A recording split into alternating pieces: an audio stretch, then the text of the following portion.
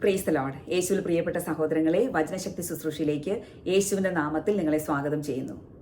നാം ഇന്ന് ചിന്തിക്കുന്ന വചനം ജെറമ്യാ പ്രവാചകന്റെ പുസ്തകം 30-ാം അധ്യായം അതിലെ 17-ാം വാക്യമാണ്. അവിടെ ഇപ്രകാരം പറയുന്നു: ഞാൻ നിനക്ക് വീണ്ടും ആരോഗ്യം നൽകും, നിന്റെ മുറിവുകൾ സുഖപ്പെടുത്തും. കർത്താവ് അരുളി ചെയ്യുന്നു, അവർ നിന്നെ ഫ്രഷ്ട എന്നും ആരും തിരിഞ്ഞു നോക്കാത്ത സിയോൻ എന്നും വിളിച്ചില്ലേ? എൻ്റെ പ്രിയപ്പെട്ട സഹോദരങ്ങളെ, തങ്ങളുടെ പാപങ്ങൾക്കും അതിക്രമങ്ങൾക്കും അനുസൃതമായി ഇസ്രായേൽ ശിക്ഷിക്കപ്പെട്ടപ്പോൾ ശത്രുരാജ്യങ്ങളാൽ ആക്രമിക്കപ്പെടുകയും വില കുറഞ്ഞവരായി മാറ്റി നിർത്തപ്പെടുകയും ചെയ്യുന്ന ഒരവസ്ഥയുണ്ടായി. ലജ്ജയും അപമാനവും അവരെ പൊതിഞ്ഞു.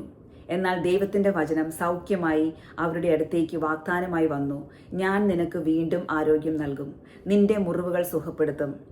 ലജ്ജയും അപമാനവും മാറ്റി ഞാൻ നിന്നെ മഹത്വത്തിലേക്ക് ഉയർത്തും. ദൈവത്തിൻ്റെ വാക്കുകളാണ്. എന്നാൽ ഇന്ന് ഈ വചനം നമ്മുടെ സാഹചര്യങ്ങളിൽ നമ്മളോട് സംസാരിക്കുകയാണ്. ആരെങ്കിലും മാറ്റി നിർത്തപ്പെട്ടിട്ടുണ്ടെങ്കിൽ, വില കുറഞ്ഞവരായി മാറ്റി നിർത്തപ്പെട്ടിട്ടുണ്ടെങ്കിൽ, ആരെങ്കിലും അപമാനത്തിൽ കഴിയുന്നുണ്ടെങ്കിൽ, തെറ്റിദ്ധാരണകളിൽ കഴിയുന്നുണ്ടെങ്കിൽ, പരിഹസിക്കപ്പെട്ട് കഴിയുന്നുണ്ടെങ്കിൽ, അവിടെയെല്ലാം ദൈവത്തിൻ്റെ ഈ വചനം സൗഖ്യവുമായി കടന്നു വരികയാണ്.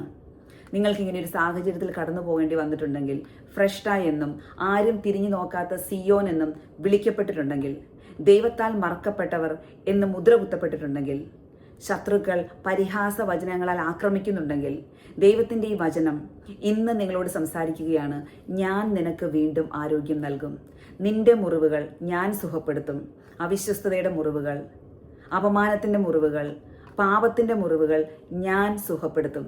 നിന്റെ ലജ്ജയും അപമാനവും മാറ്റി നിന്നെ ഞാൻ മഹത്വത്തിൻ്റെ മേലങ്കി അണിയിക്കും എന്ന് കർത്താവ് അരുളി ചെയ്യുന്നു. എൻ്റെ പ്രിയപ്പെട്ട സഹോദരങ്ങളെ, നിങ്ങളുടെ ഈ സാഹചര്യങ്ങളിൽ, ഈ വേദനകളിൽ ദൈവത്തിൻ്റെ ഈ വചനം ആവർത്തിച്ചാവർത്തിച്ച് പറഞ്ഞ് ദൈവത്തിൻ്റെ സൗഖ്യം നേടാം. ദൈവത്തിൻ്റെ വാഗ്ദാനം നമുക്ക് സ്വന്തമാക്കാം. കർത്താവിൻ്റെ വചനം സത്യമാണ്. അത് നമ്മുടെ രോഗത്തിൽ, നമ്മുടെ അപമാനത്തിൽ നമുക്ക് മഹത്വത്തിന് കാരണമായി മാറും, നമുക്ക് സൗഖ്യത്തിന് കാരണമായി മാറും. ആകയാൽ ഈ വചനം ഹൃദയം കൊണ്ട് സ്വീകരിച്ച് അതരം കൊണ്ട് ഉരുവിട്ട് നമുക്ക് സൗഖ്യം നേടാം. ഞാൻ നിനക്ക് വീണ്ടും ആരോഗ്യം നൽകും, നിന്റെ മുറിവുകൾ സൗഖ്യപ്പെടുത്തും. കർത്താവ് അരുളി ചെയ്യുന്നു. ആമേൻ. ഈ വചനശക്തി ശുശ്രൂഷയെ മറ്റുള്ളവരുമായി പങ്കുവെച്ച് എല്ലാവരിലും ദൈവത്തിൻ്റെ വചനം എത്തിക്കണമെന്ന് വിനീതമായി ഓർമ്മിപ്പിക്കുന്നു. ദൈവം നിങ്ങളെ എല്ലാവരെയും സമൃദ്ധമായി അനുഗ്രഹിക്കട്ടെ. ആമേൻ.